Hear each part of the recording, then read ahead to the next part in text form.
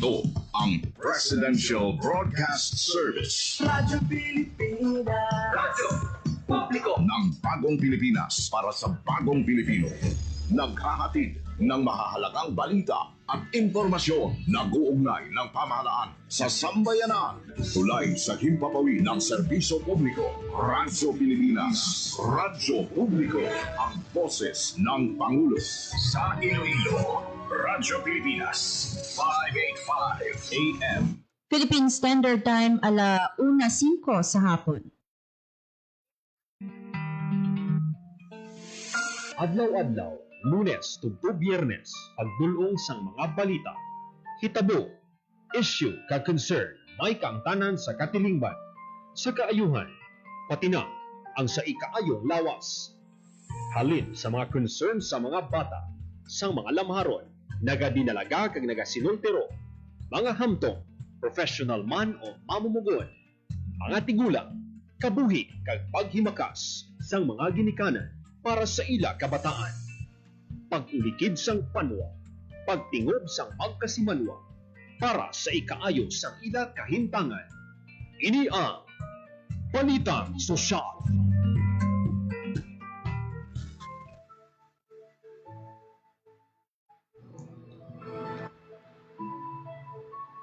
Mayong hapon Pilipinas, mayong hapon Western Visayas, mayong hapon syudad kag probinsya sang Iloilo, adlaw kita sang Miyerkules or Huwebes mga kaabyanan, January 29, 2026. Sa ngalan sang inyong regular anchor, Marian Grace Serenieta, kung inyong mangin kaupod, Hope Torrechante.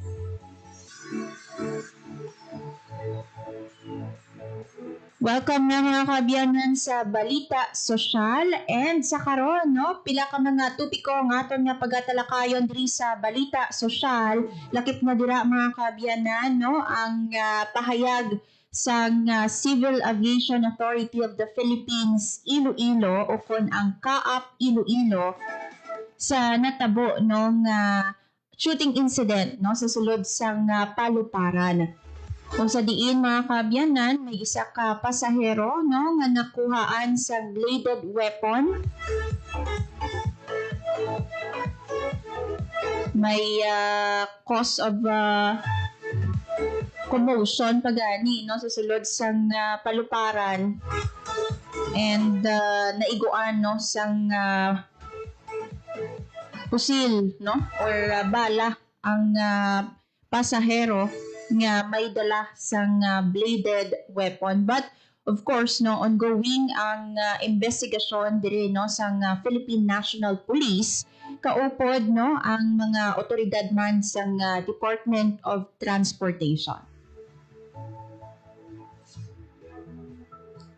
Ang Office of the Transport Security mga kaabyanan no, padayon man nga naga-investigate no ang Civil Aviation Authority of the Philippines no, padayon man sa pag-usisa no sang natabo.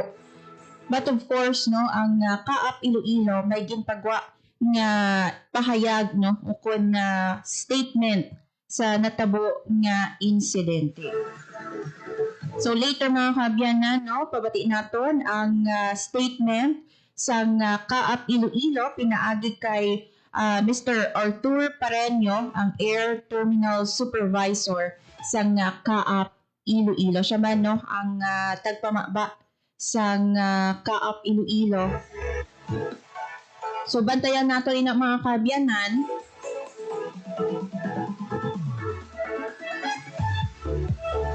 May kung madumduman nyo no, kahapon sa Iloilo International Airport.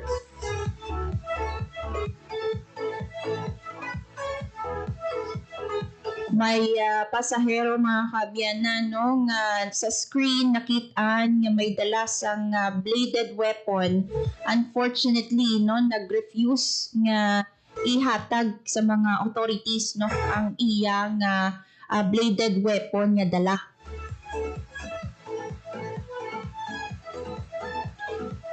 And in fact may ara sang resistance no sa bahin sang pasahero. And amo to no, natiruhan sang katapo sang airport security. So later mga kaabyanan, patpaton naton ina no ang pahayag sa Civil Aviation Authority of the Philippines. Also mga kaabyanan, aton man istoryahan sining hapon ang likha ng Kababaihan 2026 Best Business Plan nga kung sa diin, no, may nagahulat nga 500,000 pesos sa magadaog. So later ibaloon na nato no ang ano bala ining likha ng Kababaihan 2026 no. Paano ay no makadaog sa sining call no sa Department of Migrant Workers o kon DMW. So later makaupod naton ang Regional Director sa Department of Migrant Workers Region 6, si Ma'am Glenda Aligonza.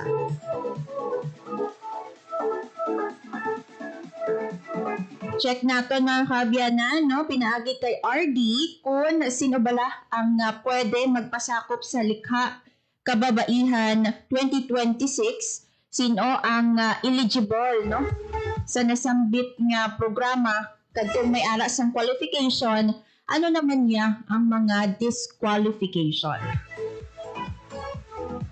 I-check naton with RD Aligonza kung ano ang mga competition details nga dapat tandaan sa mga magapasakop no sa sini nga aktibidad, and also sa gusto nga mag-participate until when no pwede makapasa sang ila nga entry. Ano ba lang ang mga dokumento ang dapat nga i-secure no sang mga maga-participate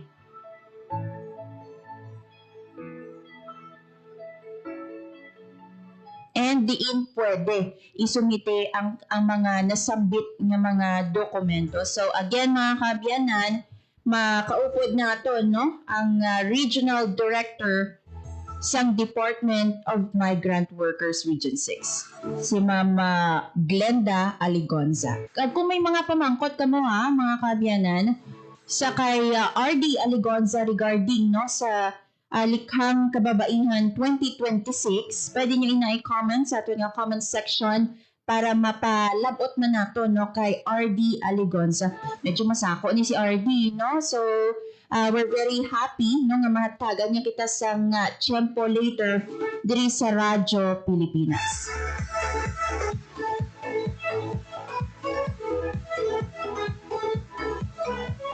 Ako curious ako no kung nga abala amo ini no ang tigulo sang ilang programa likhang Kababaihan 2026 no, and why are we highlighting our women no sa sini nga programa. Ang oras diri sa Radyo Pilipinas 1:13 sa hapon. Sa aton nga pagbalik mga kaabyanan, aton na nga ibaloon ining likhang Kababaihan 2026 kaupod mismo sa Regional Director sa Department of Migrant Workers, si RD Glenda Aligonza. Bantayan sa pagbalik sang Balita Sosyal. Okay, 1, 2, and... Paatuhod, balikat ulo, kita pwetan, may mga susus. Huwag mong titigan ang hindi sa'yo at maging disenteng tao. Pare, ang catcalling ay isang uri ng sexual harassment. Di biro ang sexual harassment at di nakakamacho ang pang-aabuso. Isang paalala mula sa Philippine Commission on Women at ng himpilang ito. Time to celebrate kulturang Pinoy. Tradisyon, musika, sining, literatura at iba pa. Anything and everything fun and Filipino. Ito ang Pinoy Kultura. If there's anything that could describe the Filipino, it's that he loves to eat, which may not be exclusive to the race, but is especially unique because of his ingenuity and creativity when it comes to making food that's not only delicious but affordable. Ika nga swak sa bulsa at panlasa. And in the case of street food, adventurous. Street food in the Philippines has especially become a fast-growing industry. The more popular ones, ang pinakamabenta, are known to its consumers by their unusual names, tulad ng Adidas, Walkman at Betamax. Sigurado akong na-experience na ng panlasa mo ang paa ng manok, tenga ng baboy, and clotted pig or chicken blood na para bang maliliit na blood cakes, named after what movies used to be watched on or ang Betamax. Mikay de Guzman and Esquire says in the 50s, livestock was plentiful. Street food sold were the more expensive cuts, chicken or pork barbecue, but were found more often near bus stops, markets, or workplaces where an ordinary person can grab a quick snack for less than 10 pesos. Ano man ito, banana cue, kamote cue, turon man, kwek or pakneneng. In these times of frugality and austerity, laman tiyan siya ng Pilipino at ng kanyang kultura. Yan ang Pinoy kultura because our culture is cool. Philippine Standard Time, 1:15 sa hapon. Sa gyapon mga kaabyanan, ini si Hope Tarichante, kaganyang balita sosyal, and as promised, no, ato ni Baluon, ining promising na programa sa Department of Migrant Workers, ining Likhang Kababaihan 2026. Kag para matagan kita sa klaro nga detalye regarding sa sining aktibidad no sa DMW, makaupod naton sini nga hapon ang Regional Director mismo sa Department of Migrant Workers Region 6, si Ma'am Glenda Aligonza. Hi Ma'am. Hi RD. Good afternoon. Welcome sa Radyo Pilipinas.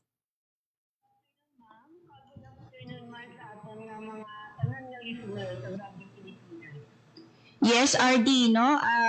Aton istoryahan ining bag-o or rather inyong nga programa, no? Promising nga project para sa aton nga mga kababaihan. May we know, RD, kung ano bala ining Likhang Kababaihan 2026?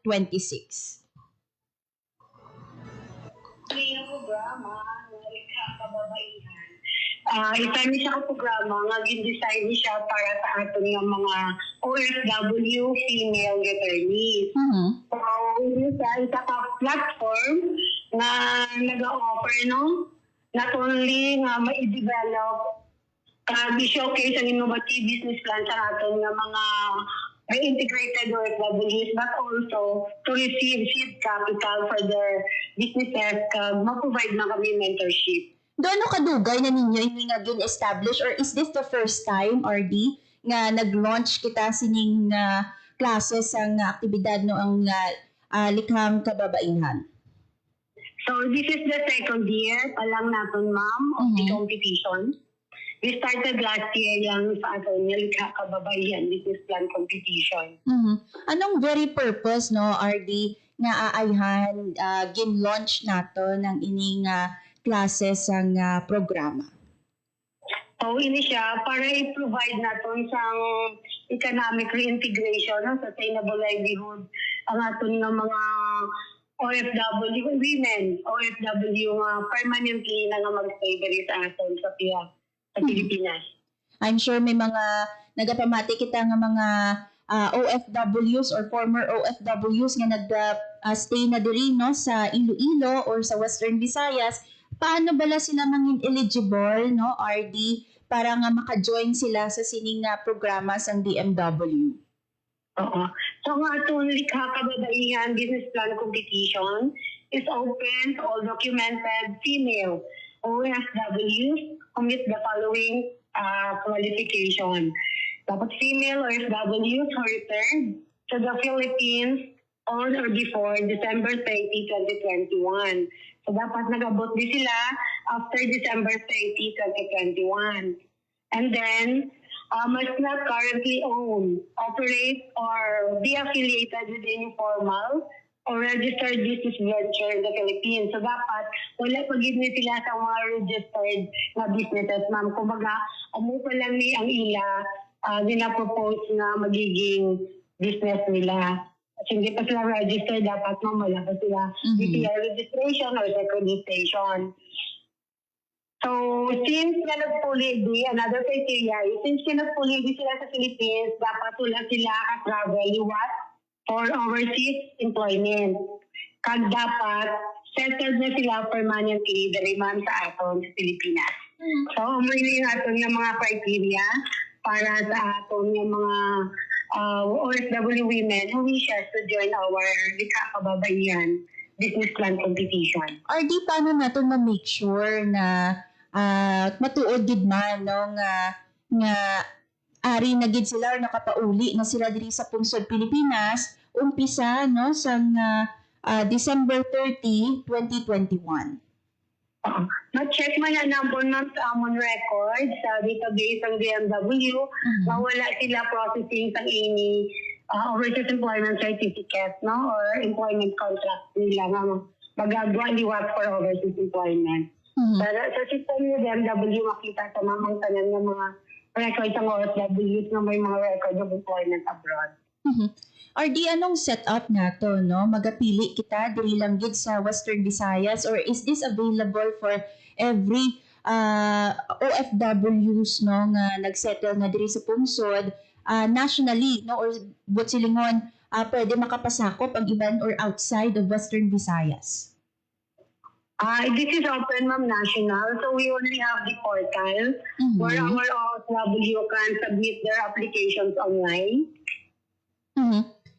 So for those na taga-diri man katon sa Western Visayas who wishes to join or interested to join, pwede lang gid sila ma'am, we invite them to come to our office para i-assist namon sila sa ilang applications online. Wow. Kaya meron na namon sila dapat sa mga requirements kag mga business plan nga himuon nila. Or if there are eligibilities no sa sining nga classes sang programa, I believe no kadako sang premyo nga pwede nila mapauli no, anong mga disqualifications naman no, anong mga criteria nga idan sang DMW no, kumbaga striktuhan sang ahensya para nga ma-make sure nga ang madaog no deserving gid nga winner sang likhang kababaihan. Ang ating grounds for the disqualified applicants are those who are recipients of any NRCO or the National Reintegration Center for OFWs, Kabuhayan Program Assistance. Ang mga natagaan na balaman before, ang ating mga livelihood assistance like Livelihood Development Assistance Program or the LGAP, Balik Pinay, Balik Hanap Buhay Program or the BPDH. Kapinas, ikaw ang ma'am at first. This is for our left passer OFW who wishes to also to join the teaching profession. Then the recipients of the Tulong Puso. This is under the OWA program and NRCO as well. And those who are seafarers na na recipient man sila sang business competition last year man sa atong mga seafarers. And yung mga kabuhayan awardees na, dinangin sa Kabulika awardees. Ito kayo yung mga winners last year. Wow. Likewise, yung mga OFWs na employed na by Philippine government, engaged under job order, contract, or permanent na service arrangement.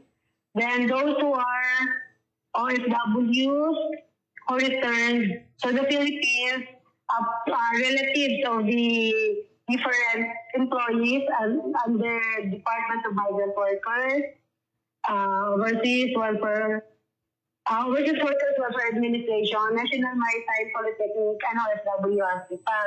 So kung relative sila ma'am sa mga empleyado, sa na-mention ko, na mga opisina to the fourth degree of consanguinity or affinity, hindi sila pwede maka-join. RD, based sa inyo experience kay second year na nino sang likhang kababaihan ang sa 2026 edition, anong mga setup RD no? May i-shortlist no kada region and then i-select ang national winner for the likhang kababaihan. Is that how no magapili ang DMW? Actually, online siya, ma'am. So, yes, sa online siya i-submit, then may shortlist siya sa ato nga panel of interviewer. So, depende man kung di na siya nga region, hindi man siya necessary nga bawat region may ara kita winner. Depende man sa sang presentation nila sa nila business plan on how unique or how innovative their business are. So there will be a panel of interviewers, ma'am, for the selection sa aton yung mga winners. RD, sa aton yung mga OFW subong, no? Anong mga dokumentong ang dapat nilang i-prepare or ihanda na nga daan bago nga i-submit, no? Officially ang ilang application sa DMW6. So dapat duly accomplished mga itong application form. Mayroon sila nga signed declaration form. It is provided by the Department of Social Online. Support and travel document. Proof of their business arrival. Yung ilang business proposal or yung business model canvas nila. Then barangay certification stating that no existing business is registered under the applicant's name, and that applicant is not affiliated with any business. So, muna sila mga itong yung mga required documents na i-submit or i-upload nila online. RD, kung nagtawon natin or balikan natin sa 2025, kamusta yung chances sa Western Visayas? No? May mga na-shortlist ayan from the region sang nagligad nga tuig. Kamusta ang participation, RD? Sa mga... Nakit na one participant na nakasunod lang sa ang original winner. Kaya siya nga ito nga po sa guidelines is we select one per region na sa aton yung mga late tuners, mga kabyanan, no? Aton ginaistoryahan ang Likhang Kababaihan 2026, no? Ini na ang ikaduha nga higayon, no, nga nagapatuman sa sininga programa ang Department of Migrant Workers. And of course, sa aton nga linya, no, aton kaupod ang Regional Director mismo sa Department of Migrant Workers Western Visayas, si RD Glenda Aligonza. Aton ginaistoryahan yung mga qualifications, no, sa sino bala pwede, no, maka-join sa Likhang Kababaihan.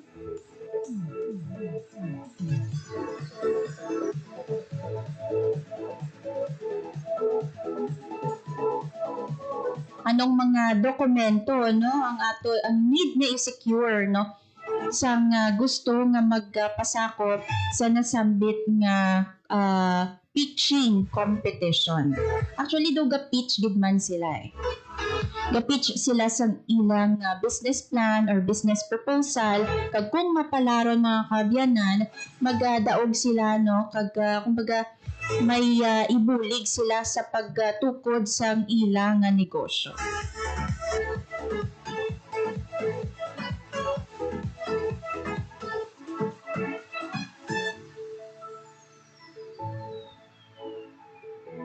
And kay na before kita mautod, no, kay RD Aligonza sa Department of Migrant Workers, aton ginaistoryahan yung participation sa Western Visayas. Ginkamusta naton kung may mga nakalusot, no, sa Region 6 sa sining paindis-indis, and also, no, kung madamo ang mga OFWs naton, mga women OFWs naton nga nag-join sa Likhang Kababaihan.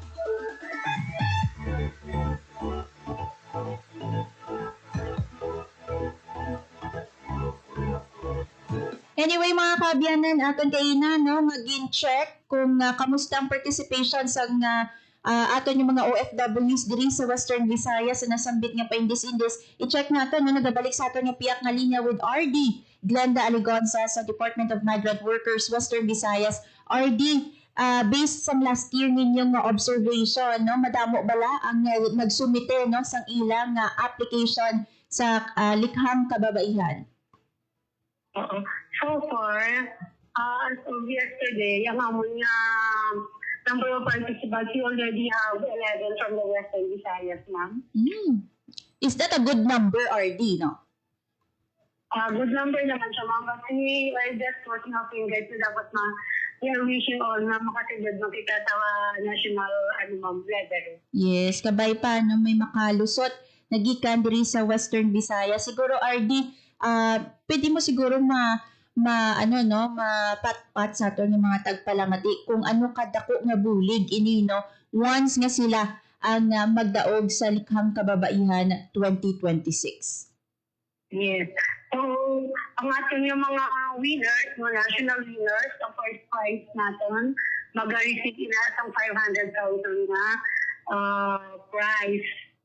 So, the second is 300,000 and the third is 200. So, we receive the amount, magkadakuli din na mabulig na nagiging seed capital nila for the proposed business. Mm-hmm.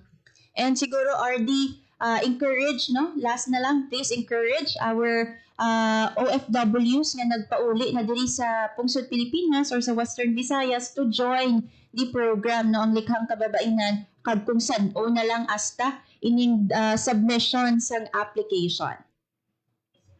So we are inviting all our reintegrated female OFWs na nagpuli na diri para permanently na hindi na magbalik dito sa Western Employment natin. So, invite naman sila tanan to visit our office so we can assist them, ma'am, sa ilang applications, sa ilang mga documentary requirements in applying sa atong din mga competition. So, ang atong sininga deadline at na lang yun sa January 31, 2026, which may duwa pa kita kaadlaw. So, gina-encourage namon or gina-encourage din namon ang aton ng mga pululi na diri for good nga aton nga mga OFWs na mag-join sila nga business competition kay ini dako gid ni nga opportunity no nga makabulig kang ginangalan gihon dali man sa pagbalik nila sa aton na pusod no yung economic reintegration nila dire dako ni nga bagay kung sila magadaog sa competition. Yes. And with this RD, madamo gid nga salamat sa imo. Balaan namo no masako ikaw ba't ginatagan mo gid kami sang opportunity diri sa Radyo Pilipinas Iloilo. RD, madamo gid nga salamat, maayong hapon sa imo. Madamo man nga salamat. Thank you man sa tanang nga listeners sa Radyo Pilipinas, ma'am.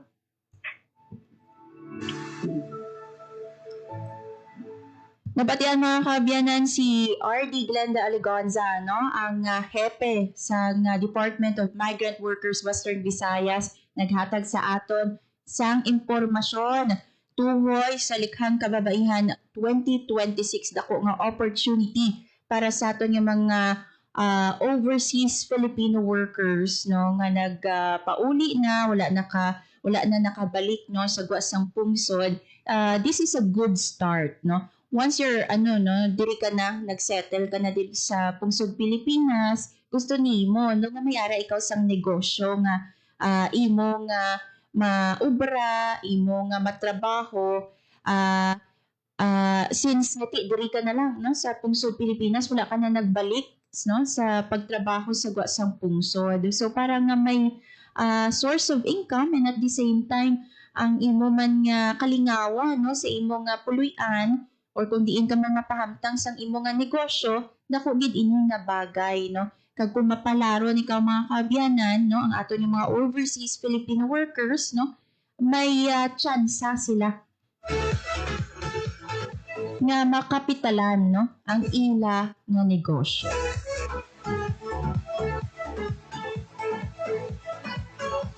So ang iba no, medyo worried no kay ti mambay sila diri na lang ako sa Pilipinas no nagsettle na ako diri sa Pilipinas ay hanang pwede ko maobra no kay ti wala na ako sang other source of income. But then again no ang Department of Migrant Workers nag-remind sa ato ng mga overseas Filipino workers nga may obrahon pa kung may pwede ka pa obrahon, may negosyo nga pwede nimo tukuron. And pinaagi sa Likhang Kababaihan 2026,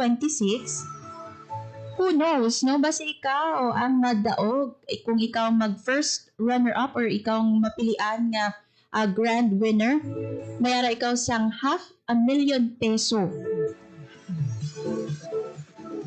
So, all you need to do, mag-pitch sang imong nga business plan. Of course, mga kaabyanan, no, may deadline ina until January 31, 2026, no? So, subong, i-clarify naton, Enero 29, subong adlaw, no? So, may remaining days ka pa nga hikuton ang mga requirements para nga maka-join ikaw sa likhan kababaihan. And again, sino ba lang pwede maka-join, no? According kay RD Aligonza, female OFW returnees,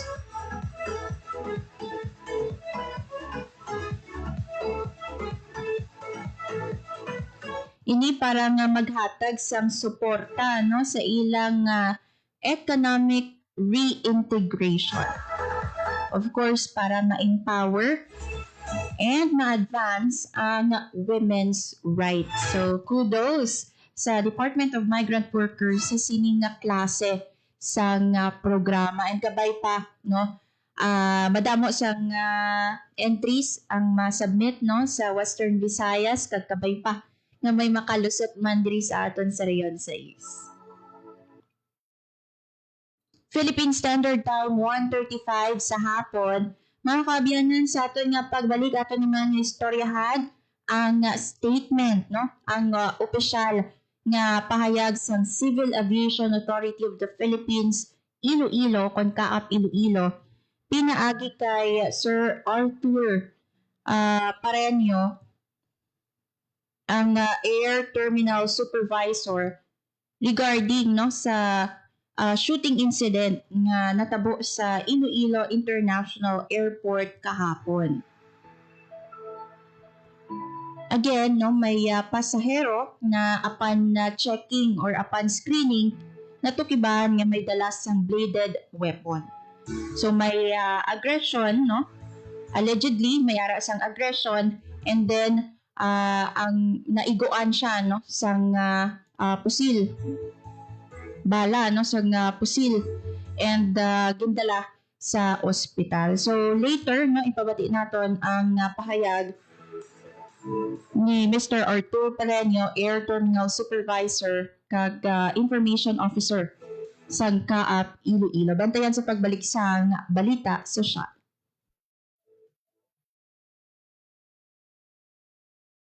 Time to celebrate kulturang Pinoy. Tradisyon, musika, sining, literatura at iba pa. Anything and everything fun and Filipino. Ito ang Pinoy Kultura. If there's anything that could describe the Filipino, it's that he loves to eat, which may not be exclusive to the race, but is especially unique because of his ingenuity and creativity when it comes to making food that's not only delicious but affordable. Ika nga swak sa bulsa at panlasa. And in the case of street food, adventurous. Street food in the Philippines has especially become a fast-growing industry. The more popular ones, ang pinakamabenta, are known to its consumers by their unusual names, tulad ng Adidas, Walkman at Betamax. Sigurado akong na-experience na ng panlasa mo ang paan ng manok, tenga ng baboy, and clotted pig or chicken blood na para bang maliliit na blood cakes, named after what movies used to be watched on, or ang Betamax. Nikay de Guzman and Esquire says in the 50s, livestock was plentiful. Street food sold were the more expensive cuts, chicken or pork barbecue. But when the economic crisis hit in the 70s, Pinoys looked to the parts that normally get thrown out, like intestines and innards. These suddenly became valuable and reinforced the Filipino practice, walang tapon, walang sayang. That in turn brought out the isaw, a word that came from sausawan, where you dip the isaw. But that's just three of a variety of street food. There's even a day-old chick boiled or fried, and these days, chicken skin, found more often near bus stops, markets, or workplaces where an ordinary person can grab a quick snack for less than 10 pesos. Ano man ito, banana cue, kamote cue, turon man, kwek-kwek, or tukneneng. In these times of frugality and austerity, laman tiyan siya ng Pilipino at ng kanyang kultura. Yan ang Pinoy Kultura, because our culture is cool.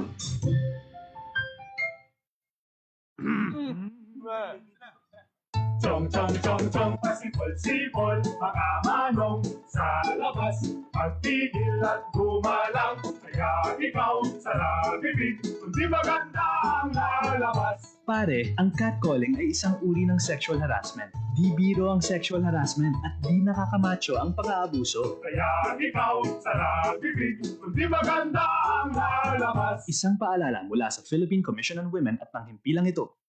Time to celebrate kulturang Pinoy. Tradisyon, musika, sining, literatura at iba pa. Anything and everything fun and Filipino. Ito ang Pinoy Kultura. Kung pagandahan lang ng arkitektura, ang Pilipinas ay hindi magpapahuli sa ibang bansa.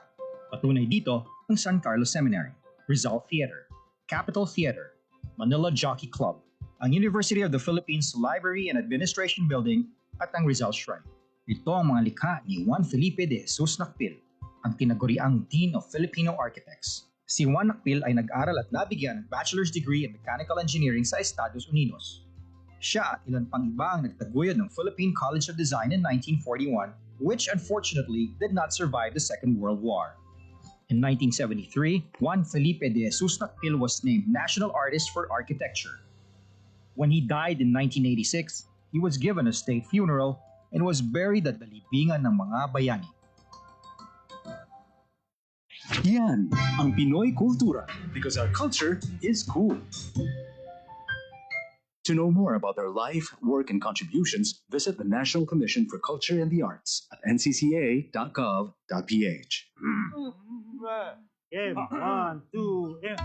Pahatuhod, balik at ulo, itapuetan, may mga susus.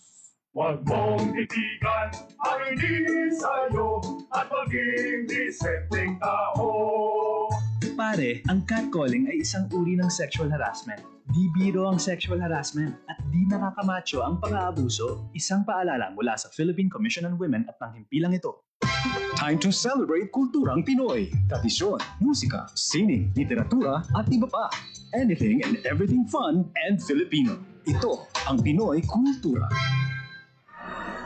Naalala ko, nung bata pa ako nang namamasyal kami sa Fort Santiago sa Intramuros.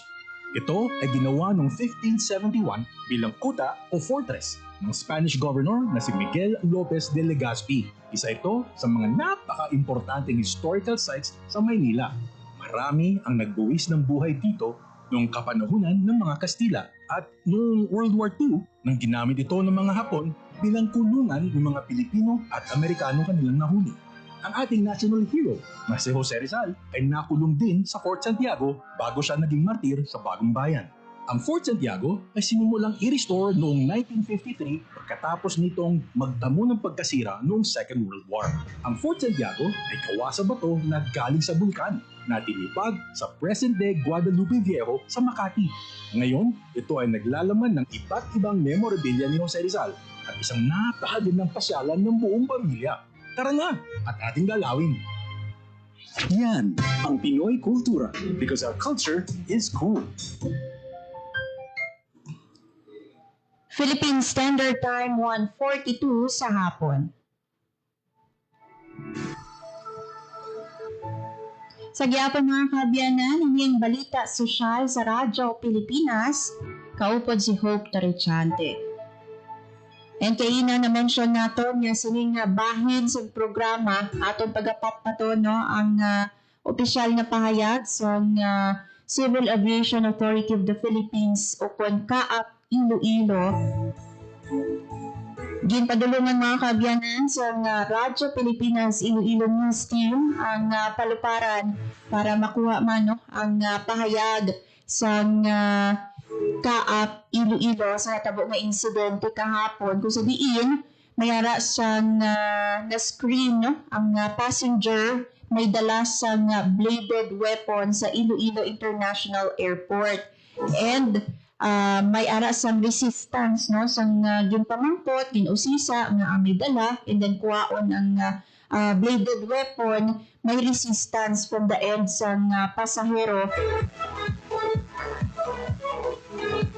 And naglabot pa no sa puntong may gintayaan nga pulis kag natiruhan no ining pasahero kag ginbulong sa ospital. So padulong kuntani sa Cebu ang flight nga sakyan sa nga sini nga pasahero kahapon.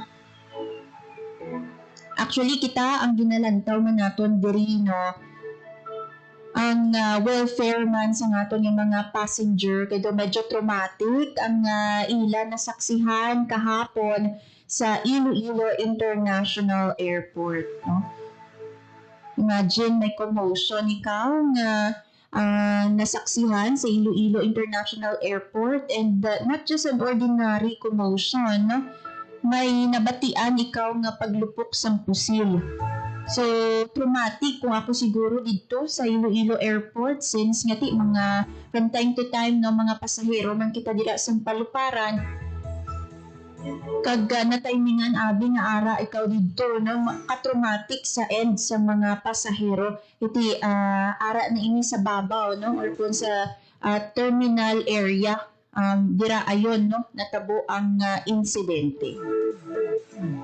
So yari mga kaabyanan ang pahayag sa Civil Aviation Authority of the Philippines o CAAP Iloilo pinaagi kay Mr. Arthur Pareño ang air supervisor no o kun spokesperson also sa Civil Aviation Authority Iloilo. So yari mga kaabyanan aton nga pamatian si Sir Art Pareño.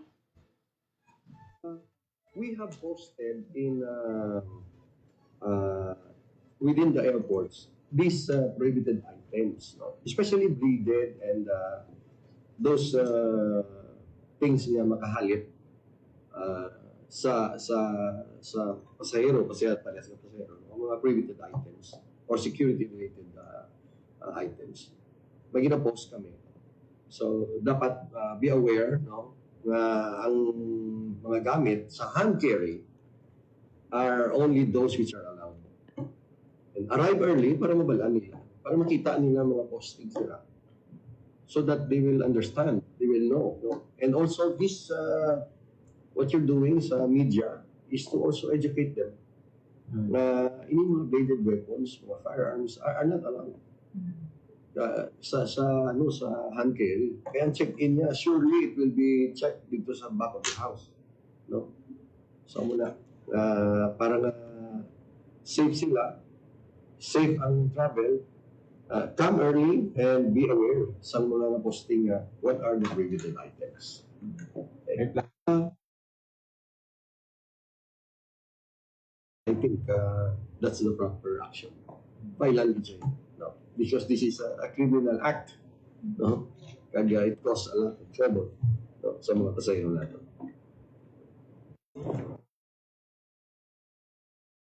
For giving us the opportunity to inform the public of what happened.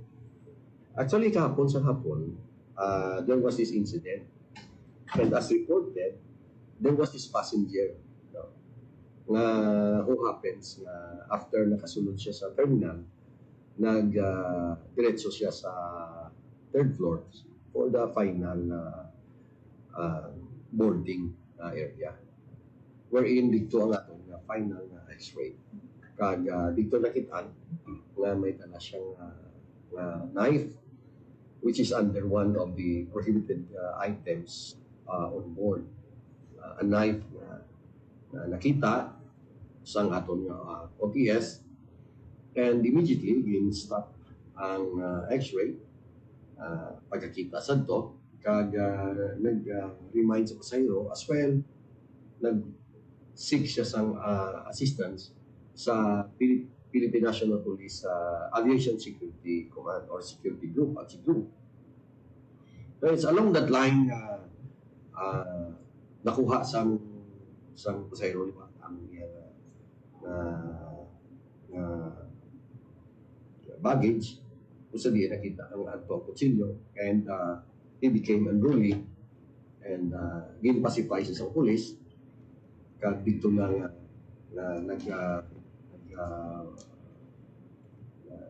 there is that sort of a confrontation sa ila hasta nakasunod siya kag nagkalakan ginagas and then and in order na ma-neutralize, gintiro siya sa ato PNP.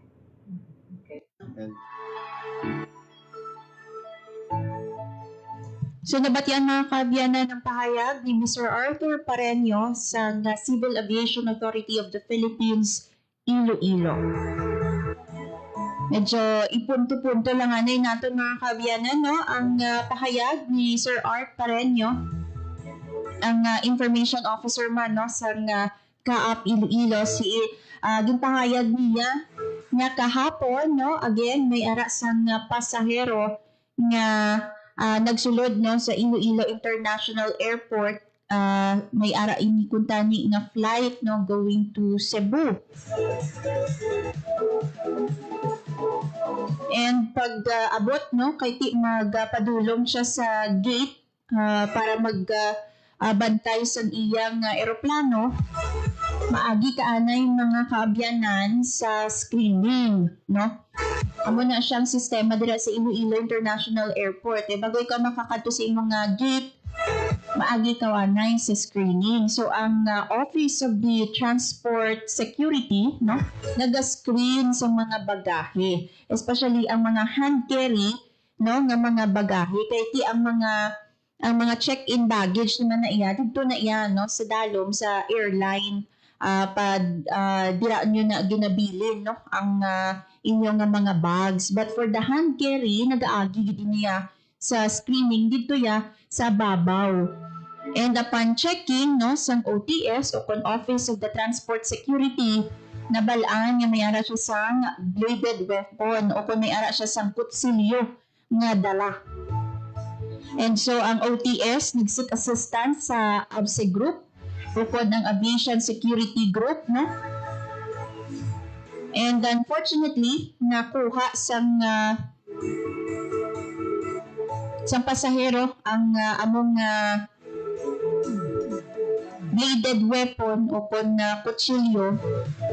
And then there's kumbaga mayara sang confrontation, no, sa tunga sang ABSE Group o sa Aviation Security Group, no, makatapos ang Philippine National Police kag sa pasahero nga may uyat sang kutsilyo.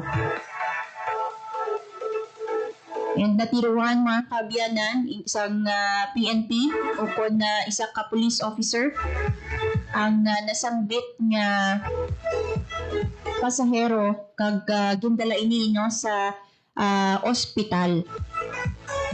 So basahon lang naton mga kaabyanan ang official statement, no, sa Kaap, no, ang pahayag day, and I quote, "The Civil Aviation Authority of the Philippines report the airport operation at Iloilo International Airport have resumed to normal following a security-related incident. The passenger involved is currently undergoing medical treatment and Kaap is coordinating closely with the relevant authorities and is awaiting the official report. Further updates will be provided as information becomes available." Ini ang official statement sa Kaap, no? And siling nila, balik na sa normal, no, ang operasyon sa Iloilo International Airport.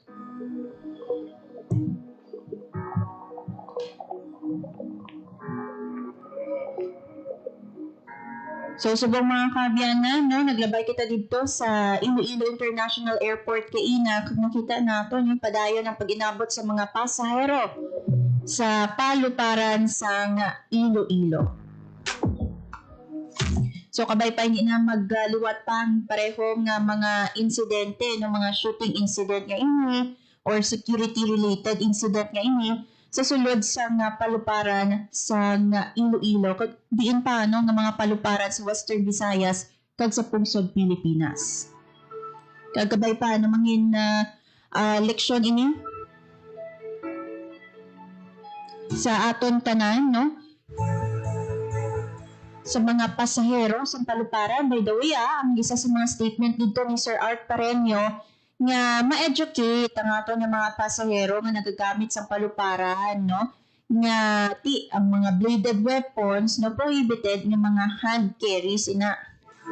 So kung may hand carry ka mo no ginadumilian no ang pagdala sa mga taliwis ng mga pagkabutang o kung mga bladed weapons ka ng isang kutsilyo. Kaya makita ina mga kabiyanan sa screening no sa Office of the Transport Security.